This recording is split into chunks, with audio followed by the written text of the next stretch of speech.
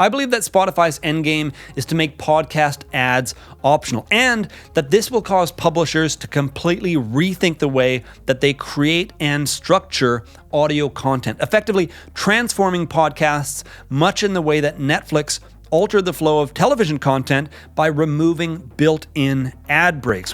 Hey, it's Rick Kettner here. Let's talk about Spotify. Best known for bringing streaming music to the masses, Spotify now has their sights set on the podcast industry. And over the last 18 months or so, they've been making some massive acquisitions, including Anchor, Gimlet Media, The Ringer, Bill Simmons' podcast and media company, and they signed a multi-year deal with the Joe Rogan Experience. Altogether, it's estimated that Spotify has spent approximately $1 billion on assets within the podcast industry. Now, as is always the case here, what we're most interested in is the business perspective. What is Spotify's potential endgame? Do they really have a shot at dominating the podcast industry? And most important of all, what can we learn by studying their strategy? So we're going to explore this further by breaking things down into 3 key insights. And closer to the end of this episode, we'll make some predictions on how things might unfold in the future. But before we get there, let's set the stage, starting with insight number 1. Spotify needs to adapt to thrive. While they certainly have a very strong brand name, Spotify does not own their own product. This in and of itself isn't necessarily a bad thing. You've got companies like Google and Uber and many others that are highly successful without necessarily owning their own product. But to make things worse for Spotify is the fact that the music industry is becoming heavily commoditized. There's companies like Apple, Google, Amazon, many others out there that are launching or pushing their own music streaming services. And in some cases, they're bundling these services alongside other services to effectively make them feel free to customers. For example, if you sign up for YouTube Premium today, you get free access to YouTube Music. And if you're a member of Amazon Prime, you get free access to Amazon Prime Music. And actually, as I was preparing for this episode, I realized for the first time that I actually have 3 completely different music streaming services. I got Apple Music, that's the one that I actually intentionally signed up for.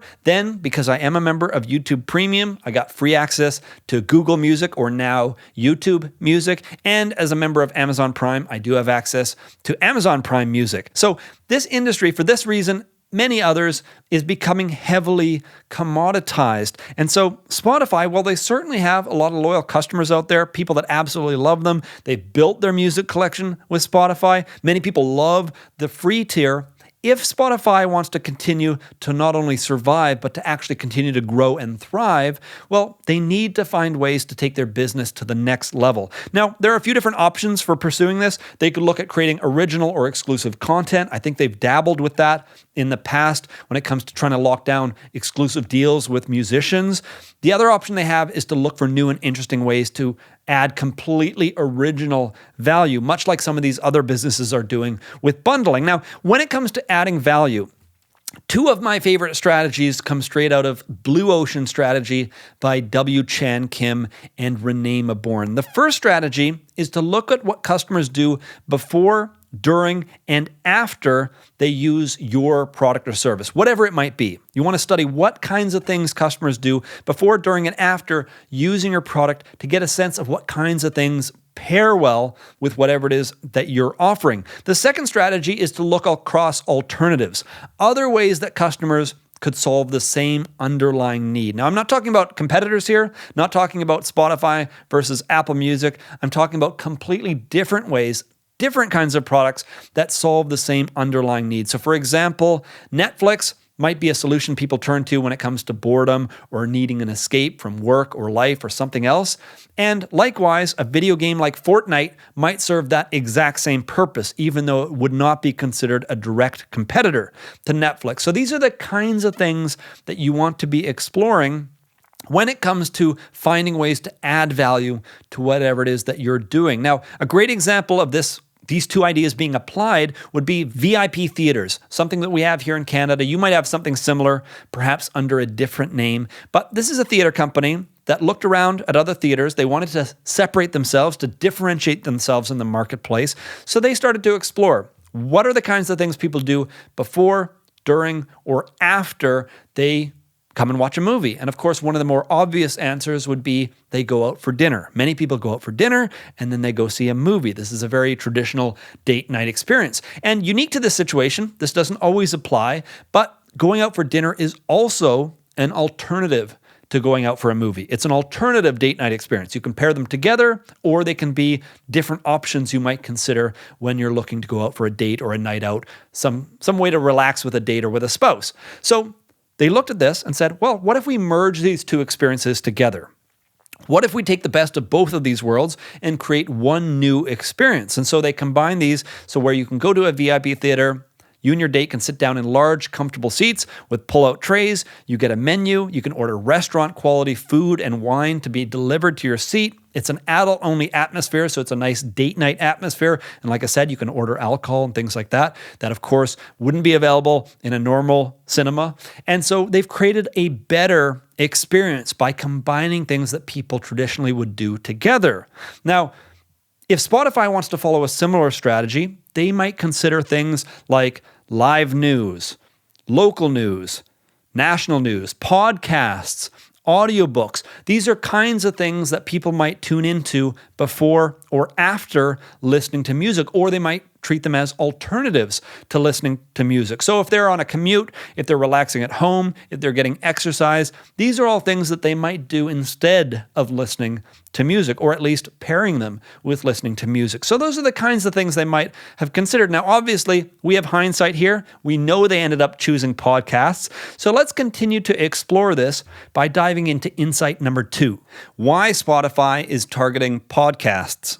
Well, in addition to the reasons that I just provided in terms of the overlap between music and podcasts, podcasts are a rapidly growing segment of the market right now. They're wildly popular, they're growing in popularity, and there is no clear leader in the market right now. The closest thing would be Apple, but they've taken a very passive approach to leadership when it comes to podcasting. Oddly enough, they're really in a big services push right now. They're focused on music, they're focused on news, they're focused on TV, and yet for some reason, they've taken a very passive approach to the podcasting market, ultimately really only serving as a directory service for the podcasting market. And unfortunately for Apple, the way that many people experience podcasts today are through third-party applications like Pocket Casts or Overcast. And for many people using these apps, they might not even realize that Apple is behind the scenes serving up the directory that powers many of these apps. So Apple, despite their role in the industry, they're not really taking advantage of the brand recognition that they could have if they were taking a more active role. Now, in addition to this, another reason why Spotify might be interested in this market is it's ripe for disruption. Right now, it's an open platform. There are many advantages to being an open platform, but there are also clear downsides and clear ways that the market could be improved. So for example, when it comes to advantages, right now, obviously, very easy for anybody to start a podcast. There are many third-party services out there that make it very easy. You can also just host your own RSS feed. There are many great third-party apps when it comes to listening to podcasts, which is really great. Lots of options for people. And of course, most podcasts out there are completely free. So you have this vibrant and open ecosystem that is very attractive. And a lot of people absolutely love, including myself, this open nature of the platform. But there are also two very big downsides to the way that podcasts operate today, including number 1, limited consumption statistics, and number 2, limited options for monetization. So if you're publishing a podcast today, you don't really get great statistics as far as how many people out there are actually consuming your podcast content, not only in terms of relationship between your podcast and another podcast, but even just episode to episode within your own content. You can't really tell which of your episodes are more popular, which are less popular. The fact is, most people do listen through third-party podcast players, and many of those players automatically download new episodes. And unfortunately for publishers, all they really get as far as data right now are the number of downloads per episode. So they don't actually know how many of those episodes are being consumed. And again, they don't have a comparison from episode to episode. So whereas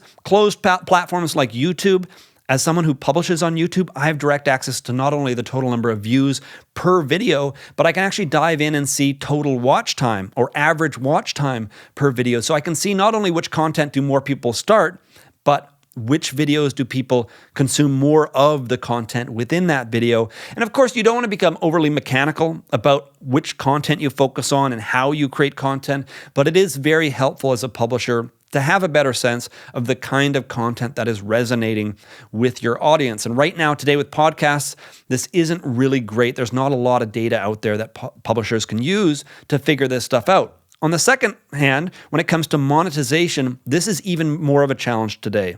There are no clear standards for inserting ads to monetize a new podcast. If you're a relatively small publisher, you might not have the time or energy to lock down sponsors. Even if you do get sponsors, generally speaking, the strategy is to bake those ads directly into the content. There is no really easy system for dynamically inserting and changing and updating ads over time. Some of the bigger publishers will update the sponsors within their content and manually re-push out those static published episodes. But even in that case, you're not leveraging dynamically targeted ads based on the people that are actually consuming your content. So this is a highly inefficient system when it comes to advertising. And to make things worse, there's no really great platform or option out there if you want to take part in a subscription service where you can get a cut of the overall revenue based on how many people are consuming your content versus other content available on the platform. And finally, there's no really great app store-like marketplace out there where people can easily pay for your content. There are things like Patreon, there are solutions out there, but they're not really intuitive either for publishers or for users when it comes to really integrating that content right alongside the other podcast content that people might already be consuming. So just a bit of a mess when it comes to monetization and the statistics that ultimately not only drive, informing publishers about what content is being consumed, but also contribute to efficient monetization. So those are some of the big downsides. There are many, like I mentioned earlier, positive attributes for an open system, but you can see why this is a market that is very ripe for a big company like Spotify or Apple to come into the space and to look to reinvent the category. So with that in mind, let's move on to insight number 3. How Spotify might change podcasts. What's really clear today is that this is a category that is ripe for a paradigm shift, a complete change in how podcasts are delivered. From static delivery, which is what is used today, to dynamic delivery. So with static delivery, everybody's getting the exact same episode. The ads are baked into the content. Everybody's listening to the exact same thing. Whereas with dynamic playback, you could, in theory, change the episode on a listener-by-listener basis. Not necessarily just to target dynamic advertising per user, but also it unlocks the opportunity to strip away ads entirely and to deliver an ad-free experience, as might be the case with a premium subscription service. So this is inevitable. I want to make that very clear because I know there are a lot of people, myself included, that love the way that podcasts are operating today, the open ecosystem, all of that, but it is inevitable at some point in time for the industry to move from this static delivery mechanism to a more dynamic delivery mechanism. That's going to happen one day. I suspect it's going to be what Spotify aims to shift right out of the gate. So that would probably be priority number 1. And again, the reason why dynamic playback is so important, it would unlock dynamic statistics for publishers. You could, again, not only see how many people are clicking to play each episode, but how much of the episode is being consumed. And this isn't just, as I mentioned, for targeting advertising. It also unlocks the possibility for removing ads entirely. And the number one concern that people might have out there is, well, if you're dynamically delivering content, that could potentially eliminate offline playback, something that people absolutely love when it comes to podcasts, because not everybody today has a big data plan on their cellular package, nor do they want to be burning it on something like automatically downloaded podcast episodes.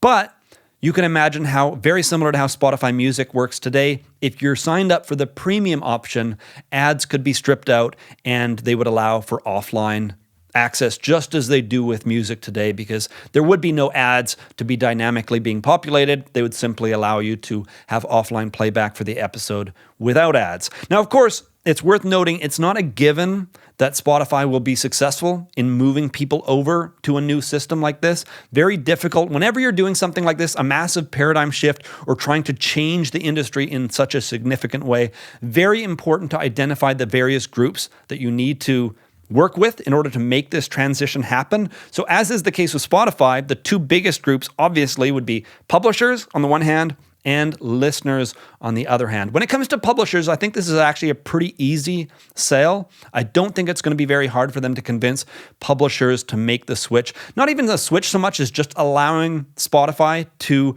take their episodes and make them available to Spotify listeners. Of course, there might be a few people that hold out because they love the old system or because, for whatever reason, they don't want to adopt Spotify's new strategy. But I think generally speaking, most publishers will be more than happy to get access to more detailed statistics and any potential increase in terms of monetization options as well. And even if Spotify only represents, 10% of their total listenership, having detailed statistics for that 10% alone can be very informative when it comes to understanding the kinds of content that their audience is more receptive to. So I think when it comes to publishers, pretty easy, straightforward sell.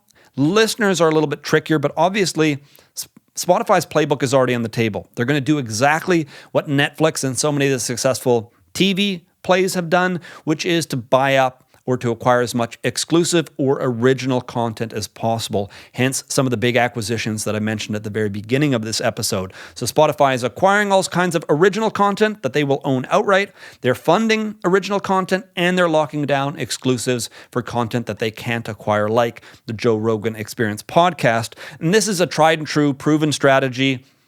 I know there are a lot of people, myself included, that dislike the whole idea that you're going to have to pay for perhaps Spotify podcasts and maybe Apple podcasts, and maybe other people will enter the fray.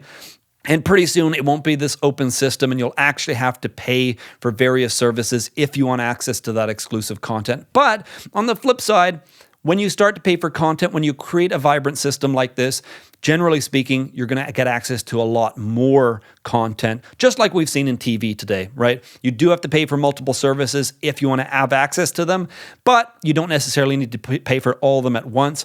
And as a result of there being so many interesting services out there, there's that much content being produced. But with all of this said, it's time to make a prediction.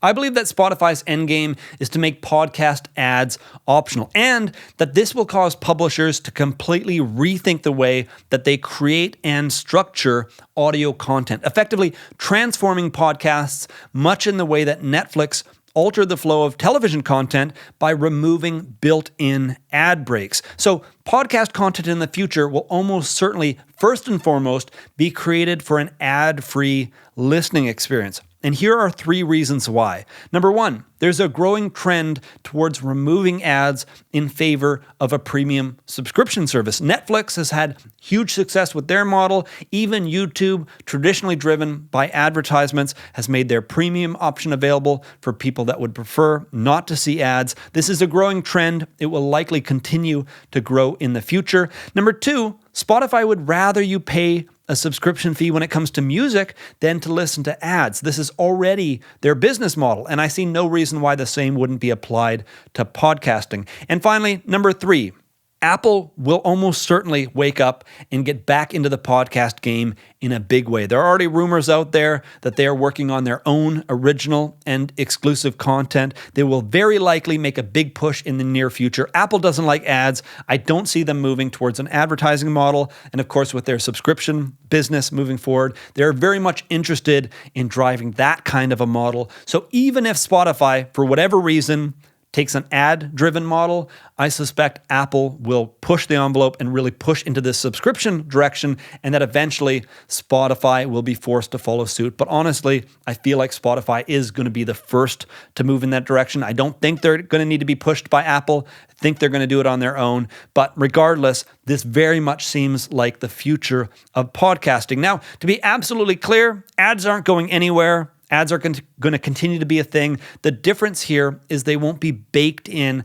as a natural interruption into the flow of the content. So much like YouTube content today, the content will be designed to be ad-free. It will flow naturally. But if you're on a free tier, if you'd prefer not to pay, then ads will be dynamically inserted at random intervals throughout the content. And most likely, because of the dynamic delivery system that will be used, these ads will be custom tailored on a listener-by-listener basis, increasing the efficiency when it comes to generating revenue for publishers and platforms like Spotify. One of the big reasons why I think publishers like Spotify and Apple are locking down original content, in addition to the obvious reason for attracting more people to their service, is going to be moving forward to demonstrate just how much better podcasts can be when they don't have these baked in ad breaks, when they're designed to flow naturally. And as this original content from these big publishers, be it Spotify or Apple, continue to find success, other publishers will see the value in following suit and in creating their own content to be primarily ad-free, and then to turn to platforms like Spotify to insert ads for people that would rather not pay for a subscription service. Now, at the end of the day, as listeners, we get the best of both worlds. We can continue to get completely free podcast content so long as we're willing to listen to ads, or we can pay for an ad-free listening experience.